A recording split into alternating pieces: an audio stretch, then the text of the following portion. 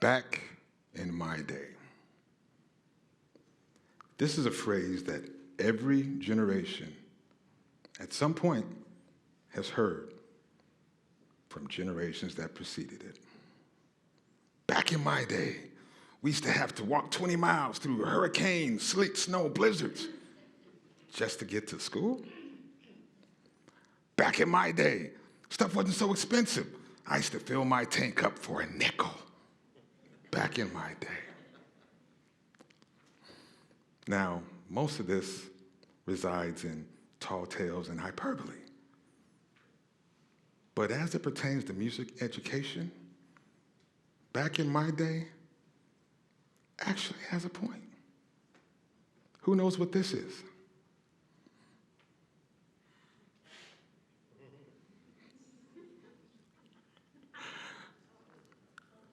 Who knows?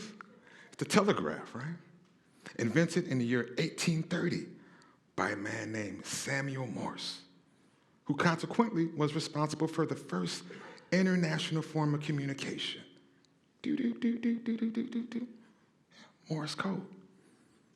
Did you know in that same year of 1830, a man by the name of Lowell Mason out of Boston, Massachusetts, was busy constructing the first standardized music education curriculum.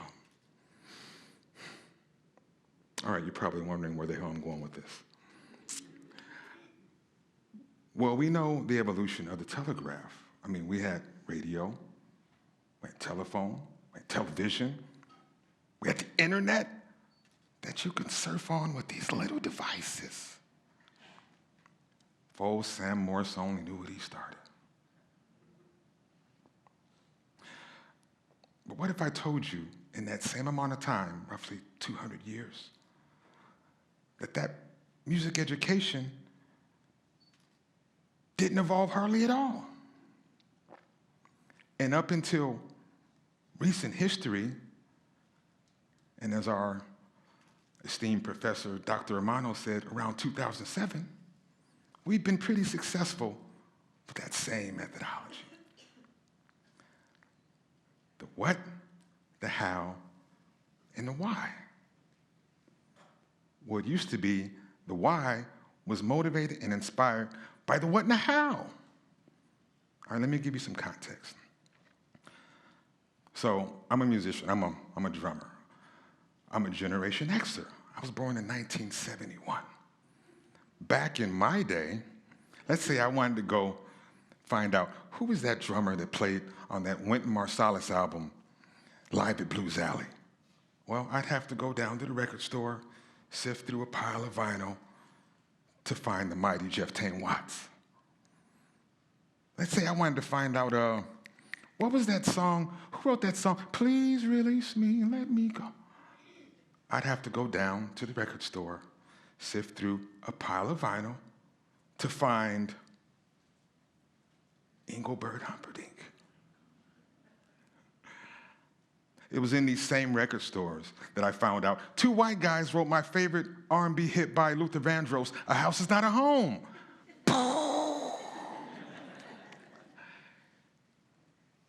That is where I discovered the genius of Burt Bacharach. You see, within the learning process, I was inspired because as I was trying to get to the destination, I found out a whole bunch of other stuff along the way. I was inspired by the process. I remember the first time I was inspired.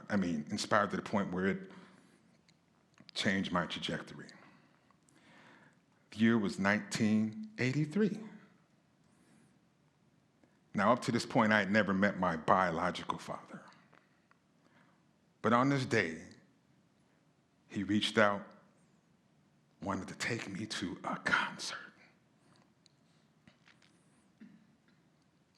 where he was the tour manager for Marvin Gaye's Sexual Healing Tour.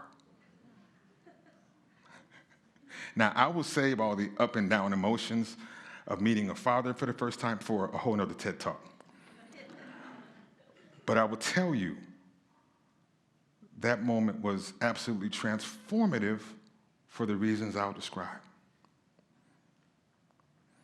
I remember walking into that arena.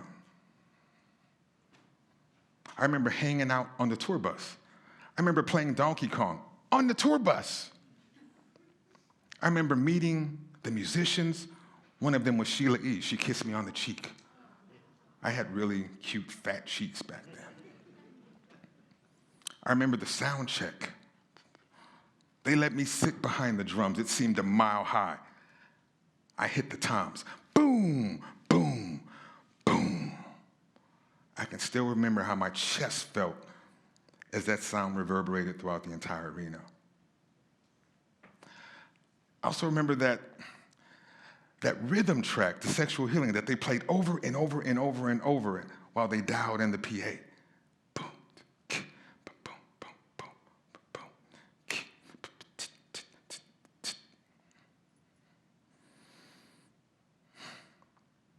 I remember the drummer. He asked me, "Hey, little man, how much you practice?" I said, proud, chest out, 20 minutes a day. He said, "Oh." I was like, "Well, how much did you practice when you were my age?" He said, "There were never enough hours in the day." I took that to mean all day.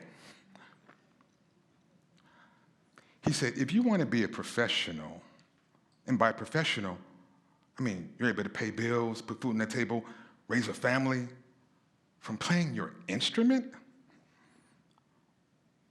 Well, that was the commitment. He also left this with me. He said, "Many want to be the hero, but very few are willing to slay the dragon." "Go slay the dragon, young man," and walked off. Honestly, I didn't know what the hell that meant until I was like 22.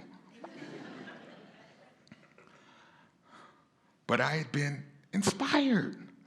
I knew from that moment I wanted to do that for a living. Unfortunately, kids aren't as inspired today. One of the reasons is information is so easy to obtain. It's like empty calories of knowledge. I can speak to a group of kids. "Okay, kids, how many operas did Puccini compose?" "Got it."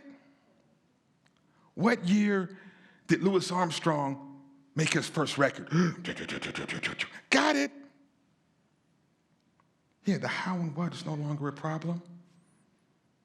The problem is they also ask that same device, "Is my life worth it? Am I worthy? Am I pretty? What should I like? What should I hate?" Within the learning process, no more is there the why. And why is where inspiration finds its home. So, how do we educate the modern student? Well, I'll tell you a few things that have worked for me. Got 2 words: peer pressure. I know that comes with negative connotations most of the time. You ever wonder why a little island like Jamaica can create so many world-dominant sprinters? Or how in the Olympics, the gold, silver, and bronze medalists in mountain biking can all hail from a small village in Switzerland? Coincidence? You see, you set a bar of excellence and you drive home the why. You motivate the why. And with today's student, if you're not motivating, you ain't educating.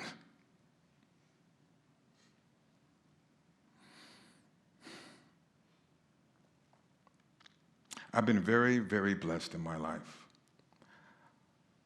I've been able to travel the globe, play with many, many big names. But, I mean, I don't consider that special. I mean, if you practice 8, 10 hours a day, shouldn't you be pro at something?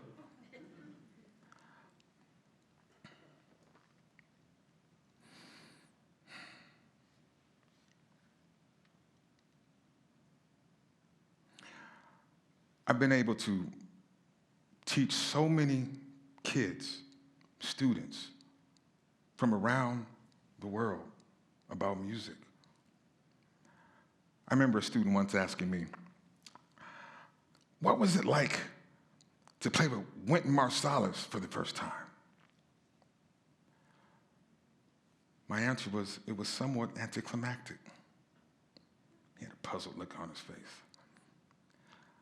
I said, before I ever actually played a gig with him, I had played hundreds, thousands of gigs with him in my mind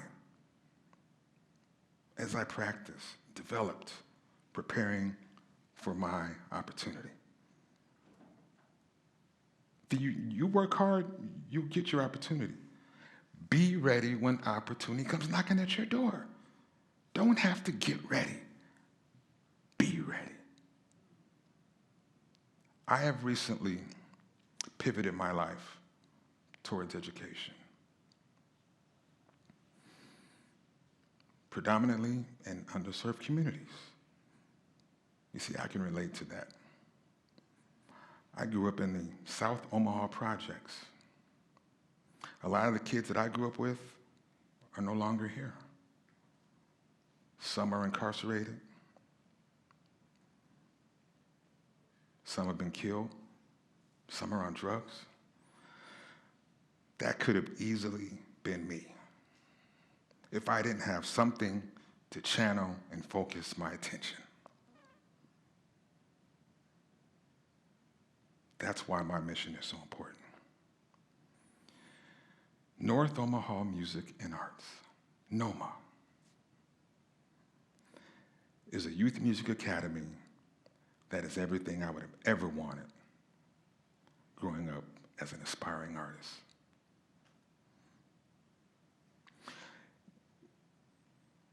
Again, my career doesn't seem special to me. I mean, you get out of life what you're willing to work for. I believe that.